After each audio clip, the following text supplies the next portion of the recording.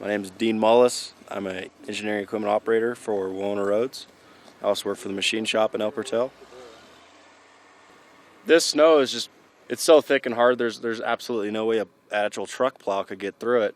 So what we do is we call it pioneering, and we pioneer across the snow, taking off as much snow as required to get it down to cutting depth for the rotaries. And you can get in some trouble real quick if you don't pay attention to your surroundings. My name is Kim Orr, and I'm an avalanche technician, and I work for the National Park Service. This is my 8th spring on the avalanche team, and we basically come out and assess the road for the road crew and look at the avalanche sites, look at the avalanche potential, and make recommendations to the road foreman on what we think is safe and not safe for them to plow through. I got up at 2:15 this morning and I started work at 3 a.m.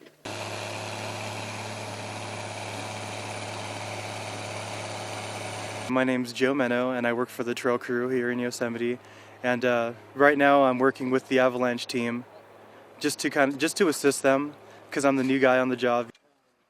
Mostly for today, while they're cutting through this avalanche zone right here, I'm one of the guys who are watching on this side. And then Aaron Anders is watching from the other side, facing this way. And then Kim is up on top of the slope, and she's watching down there. And we're mostly just watching the snow to see if we hear it crack or anything like that. Or because when they're inside the vehicle, they're watching the path that they're plowing. So we're watching everything else that's around them. This morning there was all this big chunks of granite on top of the snow. So as soon as he started pushing the snow out of the way, the granite came down into it. And so people were around just to spot and say, all right, there's rocks here, so if the rocks won't get clogged up in the rotary, and then we ended up seeing one that was buried in there anyways.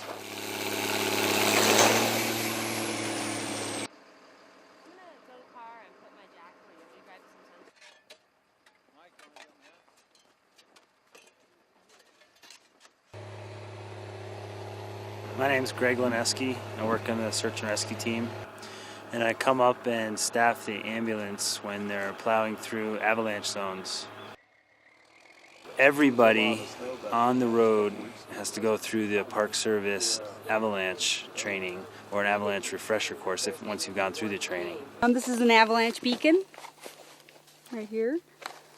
An avalanche beacon actually searches for someone else that has one on as well.